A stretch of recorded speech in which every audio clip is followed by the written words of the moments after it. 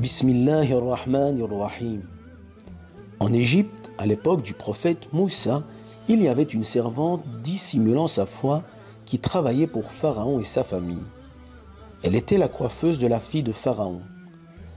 Un jour, en peignant la jeune fille, la servante fit tomber le peigne par terre. Et lorsqu'elle s'abaissa pour le ramasser, elle eut le réflexe de dire « Au nom de Dieu, Bismillah ». La fille de Pharaon, étonnée, l'interrogea. « De quel Dieu veux-tu parler? De mon père ?» La servante lui répondit avec audace. « Non, pas ton père. Dieu, mon Seigneur qui est aussi ton Seigneur et celui de ton père. » La jeune fille rapporta ces paroles à son père qui convoqua immédiatement la servante. Pharaon lui demanda alors si elle adorait un autre Dieu que lui. La servante, avec détermination, reconnut le Dieu unique devant lui, ce qui mit en colère Pharaon. Il ordonna à ses gardes de faire venir une énorme marmite et d'y verser de l'huile et d'en faire bouillir le contenu.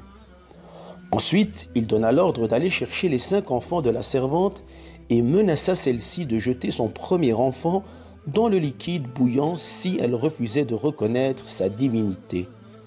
Avec une foi inébranlable, la servante resta ferme sur sa croyance. À la suite de cela, il ordonna de plonger le premier enfant dans la marmite bouillante. Les enfants furent jetés l'un après l'autre sous les yeux désemparés de leur mère qui ne céda point. Arrivé au dernier enfant, qui était un nourrisson, la mère fut quelque peu hésitante.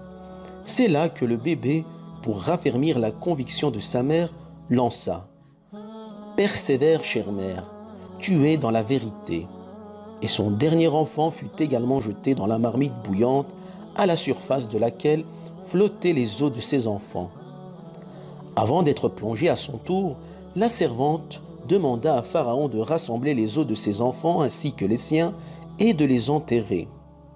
Pharaon accepta sa requête. Cette histoire a été relatée par notre prophète sallallahu alayhi wa sallam.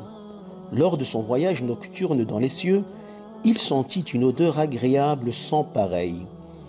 Il demanda alors à l'ange Gabriel « Quel est ce parfum agréable ?»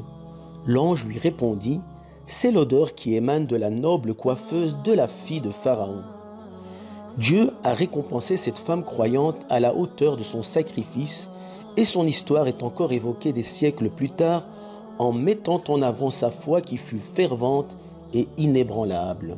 Walhamdulillahi Rabbil Alamin.